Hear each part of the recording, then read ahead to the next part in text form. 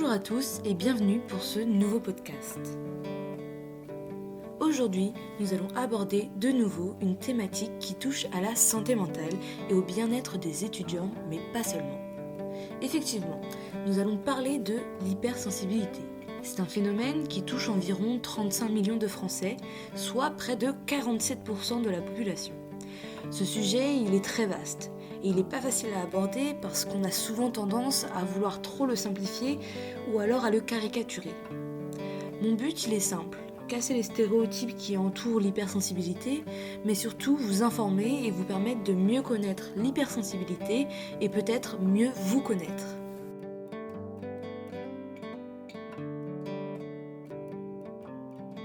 Notre podcast va se dérouler de la manière suivante. Nous commencerons par parler de l'hypersensibilité. Nous expliquerons ce qu'elle est, comment elle se manifeste, comment la reconnaître chez soi, mais aussi chez les autres. Ensuite, nous donnerons quelques clés pour vous aider à gérer votre sensibilité, mais aussi pour vous donner quelques astuces sur la manière d'agir au contact d'une personne hypersensible. Vous l'avez donc compris, ce podcast s'adresse à tout le monde.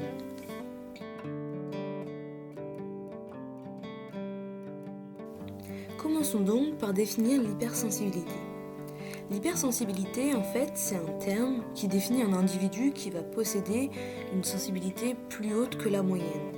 Elle peut s'exprimer de diverses manières, à travers la sensibilité des sensations, de l'intuition, de la pensée, ou encore à travers les émotions.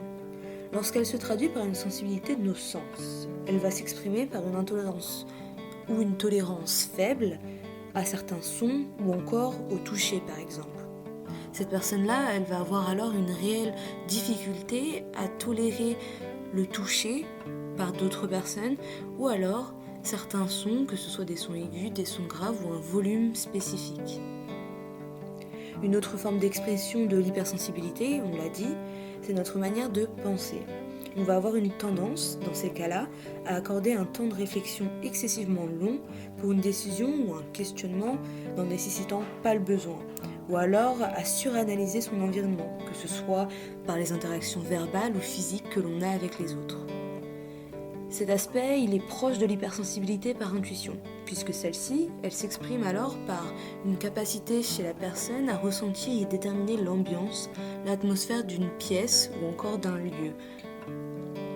Et ce qu'il faut comprendre, par exemple, c'est que lorsque cette personne va ressentir quelque chose de négatif autour de cette pièce ou de ce lieu, elle va avoir encore une fois une difficulté qui va être réelle et qui va être parfois ressentie comme presque insurmontable à rester dans ces lieux. Ça va être par exemple lors d'une visite pour acheter une maison, faire un futur achat. En l'espace d'une minute et parfois même moins, cette personne va être capable de ressentir l'atmosphère des lieux et décider très rapidement si oui ou non cette atmosphère va pouvoir lui convenir. Et enfin, c'est sûrement l'expression de l'hypersensibilité qui est la plus connue, celle qui s'exprime par nos émotions, et souvent des émotions qui s'expriment plus que la normale. Elle est souvent accompagnée par une sensation d'être une éponge, et donc d'aspirer toutes les émotions qui nous entourent. Ou bien, à l'inverse, on peut se sentir comme un être poreux, qui au contraire alors va ne pas pouvoir s'empêcher de laisser paraître ses émotions. On dit aussi qu'on est sans filtre.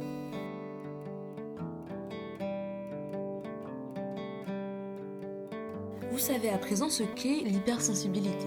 Cependant, j'aimerais avec vous casser quelques clichés et stéréotypes qui l'entourent.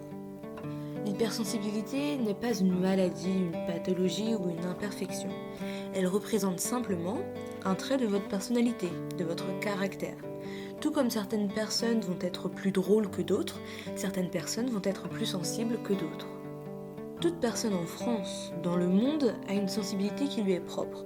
Elle peut être nulle, peu présente, dite normale, c'est-à-dire une sensibilité qui convient au code de notre société, ou bien supérieure à la normale. Cela m'amène à un point intéressant, le rôle de la société. Aujourd'hui, on vit dans un monde rempli de codes et de conventions. On apprend dès petit la politesse, la manière de se présenter, de se tenir. On apprend aussi ce qui est convenable d'exprimer comme émotion ou non, et dans quel degré cela est acceptable. Ainsi, alors que tous les enfants, et j'insiste bien sur le fait que tous soient hypersensibles jusqu'à l'âge de 7 ans, ils vont apprendre à se blinder, à intérioriser leurs émotions, leurs ressentis, leurs perceptions pour pouvoir être conformes. Nous sommes donc tous au départ hypersensibles, en revanche, notre sensibilité ne va pas évoluer de la même manière. C'est donc lié à la fois au code de notre société, mais aussi à l'éducation reçue lors de notre enfance. Enfin, les interactions que l'enfant a lors de son jeune âge vont aussi beaucoup le forger.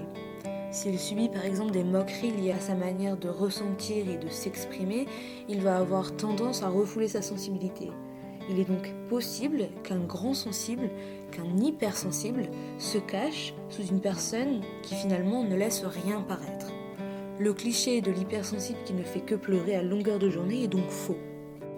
Enfin, saviez-vous qu'une personne possédant une sensibilité dite normale peut devenir hypersensible ? En effet, on pourrait avoir tendance à penser que lorsque l'on perd son hypersensibilité, on ne la retrouve vraiment jamais. Or, c'est faux. N'importe qui, en travaillant sur ses émotions et l'acceptation de celles-ci, peut acquérir une sensibilité plus grande. L'hypersensibilité n'est donc pas quelque chose d'inné que l'on a ou que l'on n'a pas, mais quelque chose qui peut aussi se travailler. Tout comme quelqu'un peut refouler ses émotions et les enfouir au fond de soi, et donc quelque part perdre son hypersensibilité, il peut aussi faire le travail inverse et retravailler son hypersensibilité et sa sensibilité de manière générale.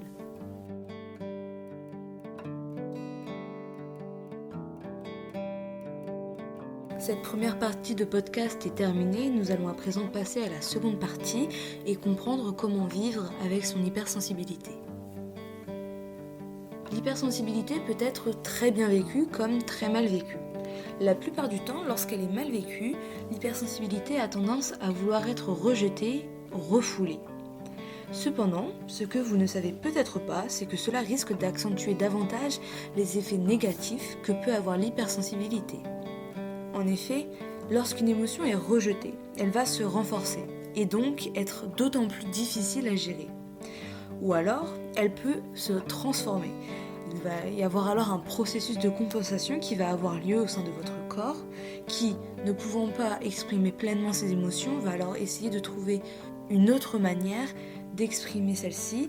Généralement, cette émotion première va alors être remplacée par une autre qui est malheureusement plus difficile à gérer, comme par exemple la frustration, l'anxiété ou encore la colère. Mais saviez-vous que notre cerveau n'a besoin que de 2 minutes pour analyser et gérer une émotion ? Alors je sais, 2 minutes c'est très court, mais ça peut dans certaines situations paraître très long.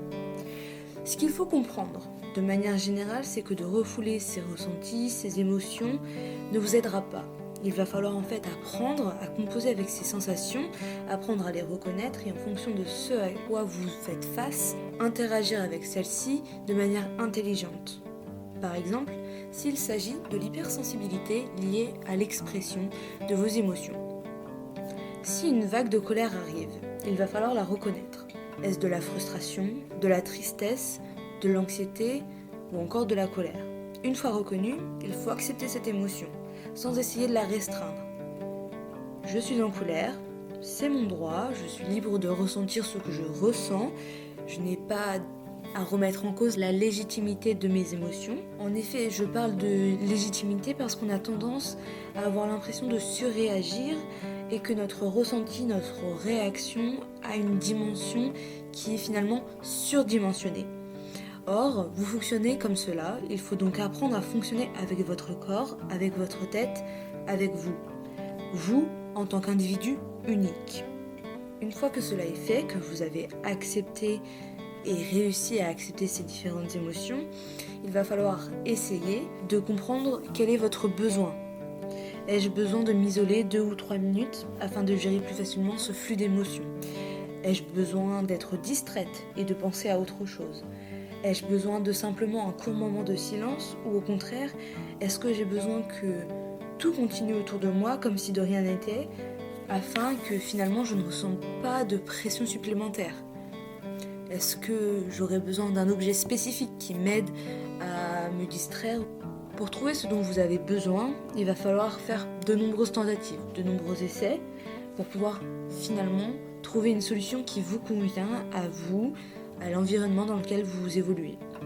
Pour cela, n'ayez pas peur de parler aux personnes autour de vous, de vos besoins, de votre ressenti pour qu'ils puissent comprendre vos réactions si vous en avez et finalement vous aider à mieux travailler ensemble, à mieux vivre ensemble. Et je pense que même si cette action d'aller parler à l'autre de notre hypersensibilité ou de nos besoins, elle peut faire peur, finalement on fait ça pour notre bien, pour nous.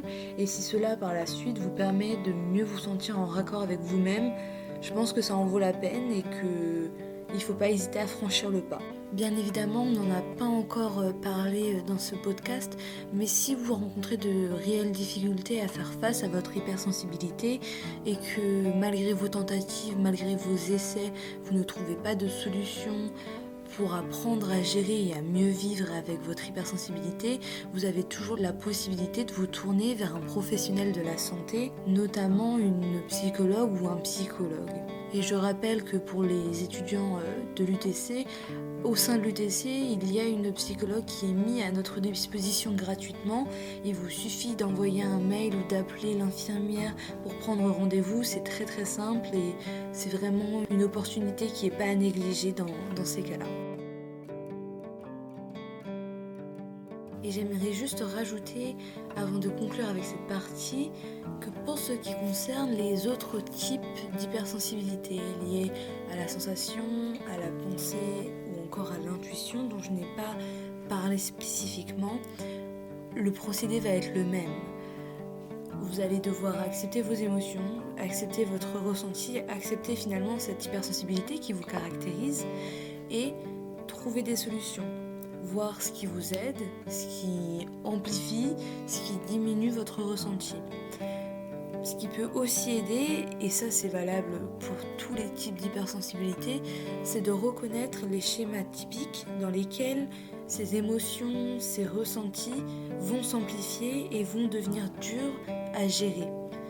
En reconnaissant ces différents schémas qui se répliquent, vous allez pouvoir anticiper vos réactions et par conséquent être moins surpris et donc moins paniqué face à celle-ci et mieux vivre l'ensemble. C'est donc toute une préparation, tout un apprentissage à faire sur soi et sur notre manière d'interagir avec les autres, avec notre environnement.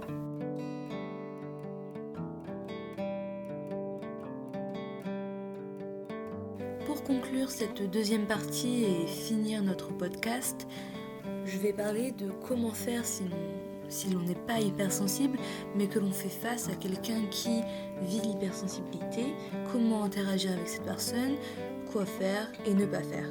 Alors ce qu'il faut savoir, c'est que, comme on l'a dit tout au long de ce podcast, une personne qui est hypersensible, c'est une personne comme vous et moi, qui est totalement normale et qui a juste une manière d'interagir avec ses émotions et ses sensations qui est différente de la normalité.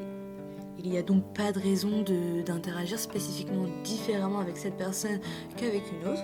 En revanche, si cette personne-là fait face à un problème de gestion de ses émotions, de ses ressentis, alors on va pouvoir proposer son aide.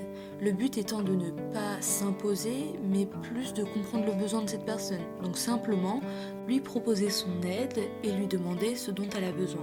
Certaines personnes ont simplement besoin de calme et au contraire d'être isolées pendant un moment d'une durée plus ou moins longue, et c'est tout, et c'est quelque chose qu'il faut respecter. En dehors de ces cas très spécifiques où la personne a un problème de gestion de ses émotions, sinon, dans la vie de tous les jours, ça reste une personne normale, il n'y a pas de raison d'interagir de manière différente avec elle. Et je pense que si on veut finir ce podcast avec un message général, on peut tous apprendre à être plus tolérants. Et ce n'est pas parce qu'une personne a une réaction que l'on ne comprend pas ou que l'on n'aurait pas eu soi-même que cette réaction n'est pas légitime. Ne pas être forcément toujours dans le jugement, mais plus dans la compréhension de l'autre. Donc voilà, sur ce podcast est terminé. J'espère qu'il vous aura plu, qu'il vous aura permis d'apprendre de nouvelles choses. Je vous souhaite une bonne journée. Ciao, bye bye.